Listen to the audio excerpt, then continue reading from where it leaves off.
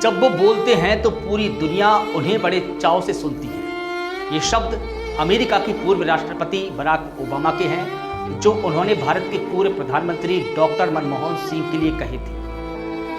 भारत के पूर्व प्रधानमंत्री डॉक्टर मनमोहन सिंह आज अपनी जीवन यात्रा पूरी कर अनंत की यात्रा पर निकल पड़े। डॉक्टर मनमोहन सिंह का गुरुवार की रात निधन हो गया है। डॉक्टर मनमोहन सिंह देश के 13वें ऐसे प्रधानमंत्री थे जो बिना बोले, बिना अभिनय किए, बिना जुमला उछाले देश के 10 साल तक प्रधानमंत्री रहे, लंबे वक्त तक। डॉक्टर मनमोहन सिंह के प्रति मेरा मन हमेशा से ही श्रद्धा से भरा रहा है, क्योंकि सही अर्थों में वो देश के मौन सेवक थे। मौन ही उनका आभूषण था, मौन ही उनका हथियार था और मौन ही उनकी बुद्धि और विवेक। देश और दुनिया ने कभी उन्हें चीखते चिल्लाते हुए नहीं देखा, ना ही सदन में, ना ही रैलियों में और ना ही प्रेस वार्ताओं में। मीडिया के सवालों का जवाब भी बड़ी ही सादगी से वो दिया करते थे। कभी वो मीडिया के सवालों से दूर नहीं हुए।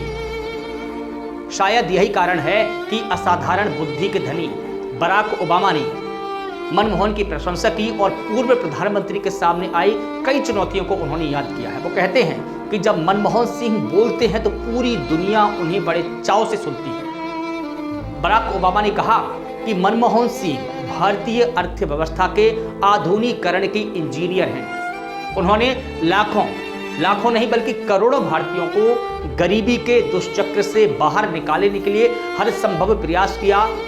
मनमोहन सिंह एक बुद्धिमान, एक विचारशील और राजनीतिक रूप से ईमानदार व्यक्ति हैं। उन्होंने भारत के आर्थिक विकास की नींव रखी। भारत को आगे ले जाने के लिए उन्होंने हर एक संभव प्रयास किया।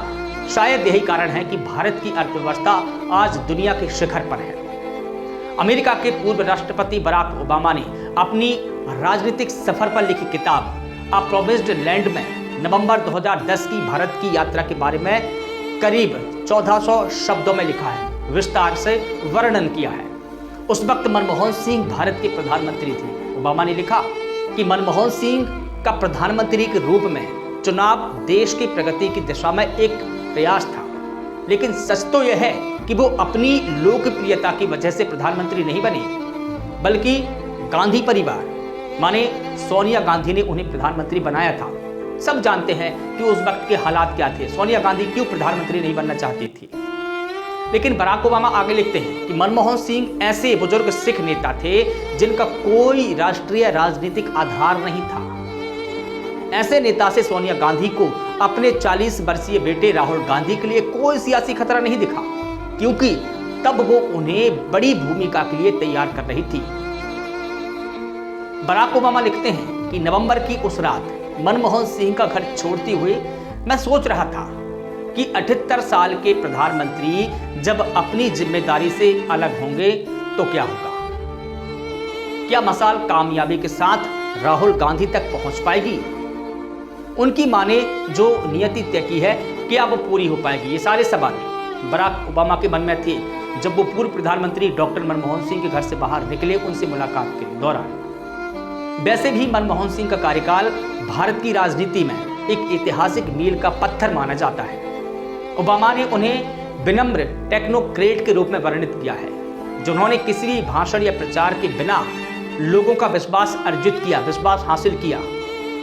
ओबामा ने यह भी कहा कि मनमोहन सिंह का नेतृत्व उस समय बेहद महत्वपूर्ण था जब भारत एक नई वैश्विक भूमिका निभाने के लिए तैयार हो रहा था। एक ऐसे समय में कि जब भारत के पास में अर्थव्यवस्था के नाम पर कुछ नहीं था, भारत के पास में आर्थिक तरक्की नहीं थी, वैश्विक पटल पर भारत की अर्थव्यवस्था को नहीं देखा जाता था। ऐसे समय में उन्होंने भारत की कमान संभाली और न सिर्फ भारत को नई ऊंचाइयों पर लेकर गए, और यही कारण है कि आज भारत की अर्थव्यवस्था की चौतरफा जिक्र हो रहा है, उनकी तारीफ हो रही है। विश्व पटल पर आज भारत की धाक एक अलग ही है और ये सारा श्रेय भारत के पूर्व प्रधानमंत्री डॉक्टर मनमोहन सिंह को जाता है। आज पूरी दुनिया उनको नमन कर रही है, उनके कामों को। इसी के साथ लगातार हमारे साथ बने रहिए।